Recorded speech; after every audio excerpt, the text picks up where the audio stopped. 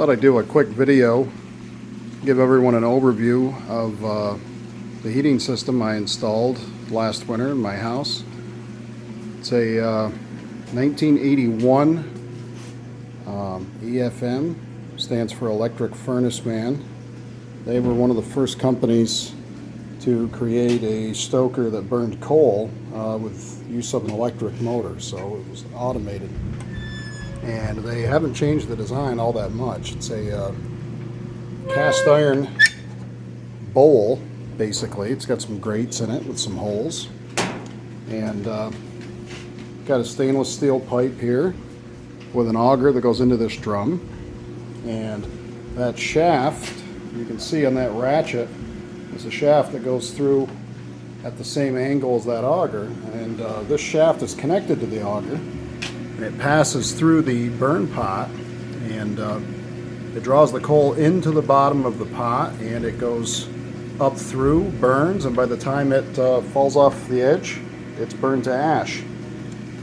You can adjust the feed rate of this ratchet. It's a really interesting design. I have it set to grab 4 teeth on each stroke, and that works out to about, I think, 75,000 BTUs an hour net, according to the manual.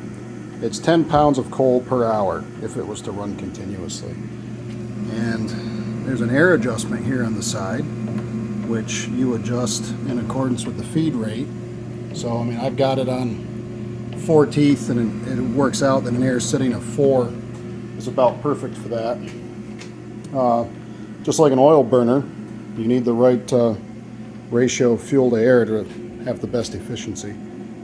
I got an hour meter, keeps track of how much it runs, so it's easy to see how much coal I use.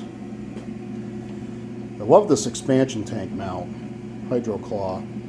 It's fastened right to that post. Up top here, nothing too crazy. Bell and Gossett pressure reducer, keeps the system pressure at 15 psi.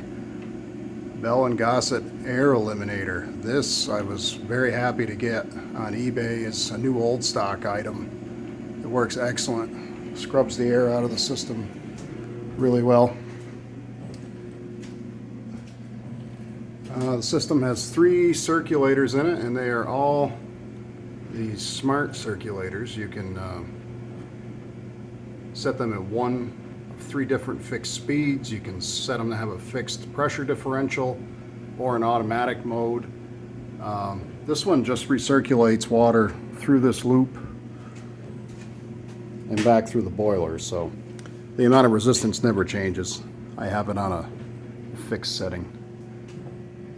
The other one's over here. It's hooked up with this mixing valve, and that does the radiant heat from my kitchen floor. 2 sets of closely spaced T's here, so there's no influence. Flow through this main circuit doesn't influence the flow in this circuit. That's the idea.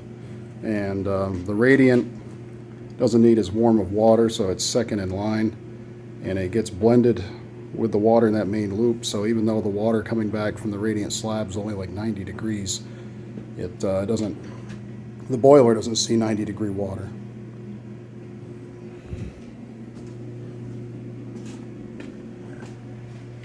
Here's the other circulator. Now this one I have on a different setting. This provides a certain pressure differential, and it will ramp up or down as more or less zone valves open and close. There's a heat exchanger over on top of that water heater. It does circulate through that all the time. So the 4 gallons per minute this is showing right now is going through that heat exchanger. So there's 10 zones in total, counting that heat exchanger. And got the bedrooms, bathrooms, basement has its own zone, and very simple zone valves. No fancy controls. I got 2 24-volt transformers that runs all the thermostats and controls in the whole system. I did add a Y strainer on the return. I've got some old cast iron radiators in the system, and I was concerned about some junk getting back into the boiler. Really all I've ever gotten is some shredded Teflon tape and a little bit of pipe dope. So I guess it was overkill, but better than having those fancy circulators get something in them that they're not supposed to have. Anyway, keeps the house cozy, warm. It's very, very quiet. Actually, this cover slips over that. I took it off just so I could show how it works. So it's even quieter with the cover on. You can't hear it from upstairs. And it's about half the cost of fuel oil to heat the house. Goes a couple days without any attention. And no creosote at all. So you don't need any chimney liners or anything like that. I got an old brick chimney with a clay liner, and that works just fine. All right, that's it.